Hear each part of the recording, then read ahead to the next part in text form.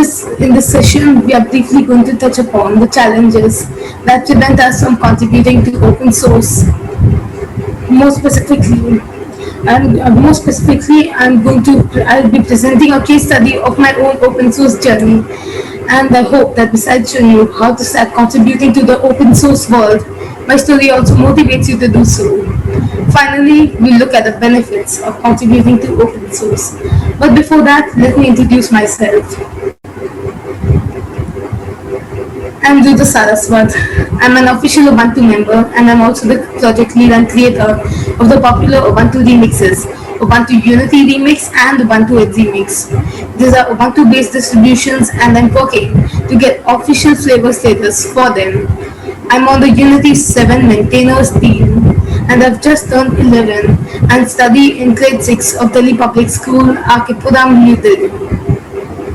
I'm a Linux enthusiast and I'm passionate about open source.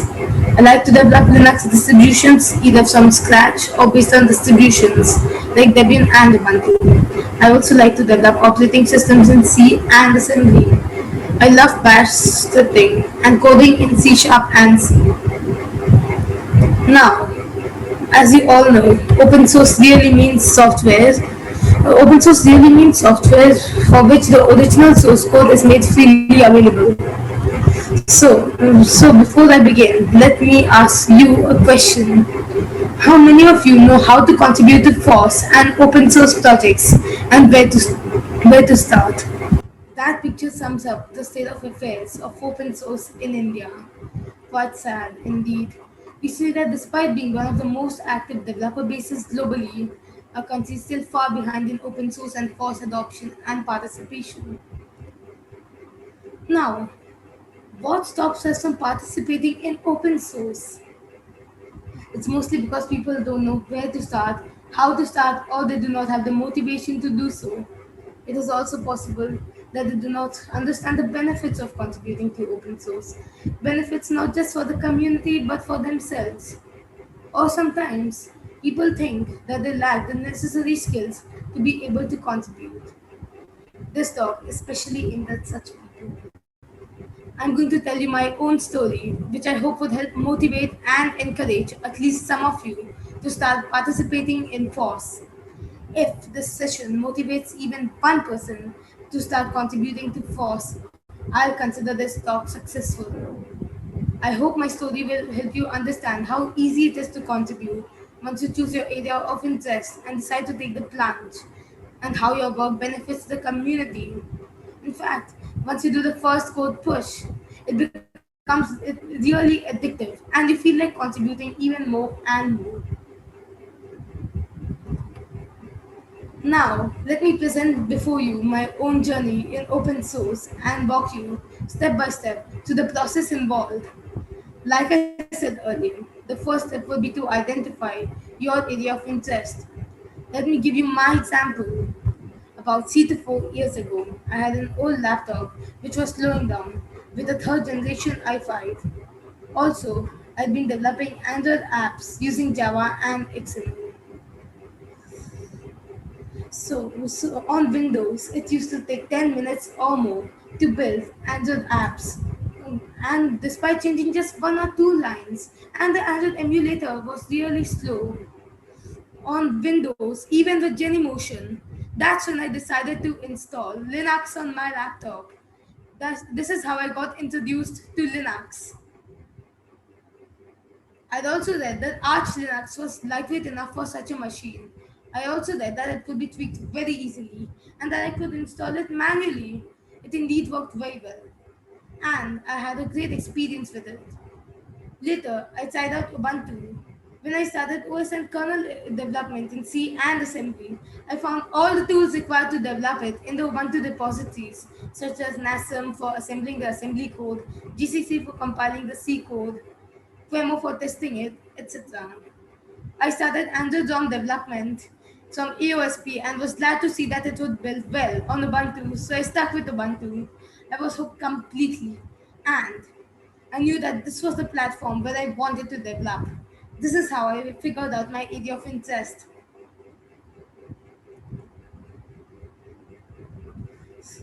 Step 2 is to join the community and be active. When I started using Ubuntu, I started visiting Ubuntu discourse regularly. I spent the first couple of years just reading community threads there and the replies of the Ubuntu community members on various issues. That helped me gain tremendous knowledge about what was happening in the Ubuntu world, what were the main issues they faced, and why they took the decisions that they took.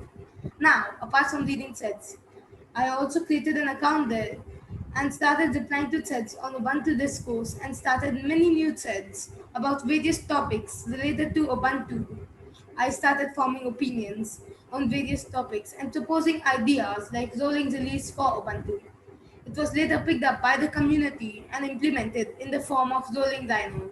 Today, I'm an official Ubuntu member myself and hold several badges there. If I can do it, trust me, anyone can. Step 3 is to keep up with the latest news around your area of interest, to find out about opportunities, what is lacking, and what the community wants.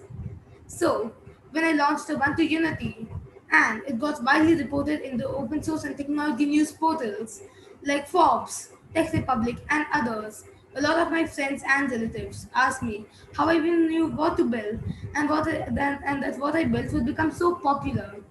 Here's the secret. I regularly visited Ubuntu Discourse. That's when I knew that about 3 years back, when Canonical, which is Ubuntu's parent company, discontinued Unity 7, there was a lot of hue and cry, and people wanted Unity 7 back. Unity 7, for your information, is a desktop environment that was created by Canonical in 2010 and later dropped by it in 2017. The first release to come with GNOME 3, which was 17.10 as far as I recall.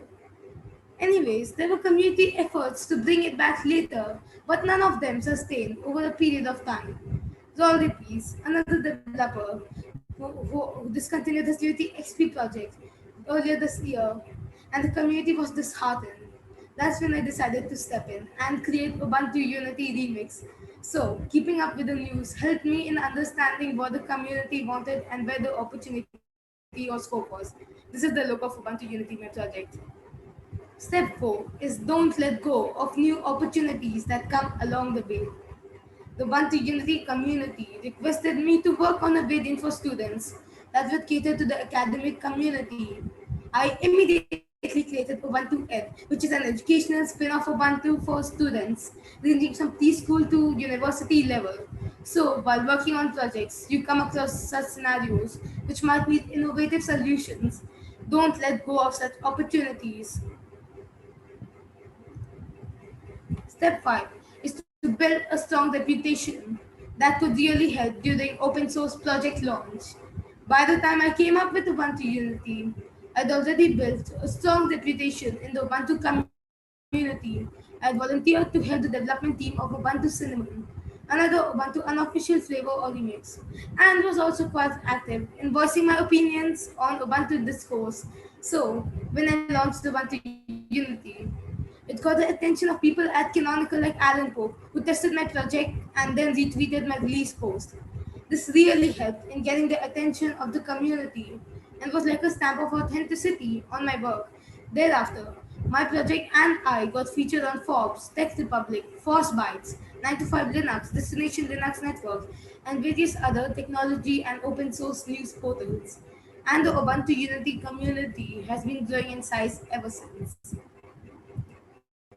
Finally, you don't always need to start big. Even the tiniest contribution helps and matters.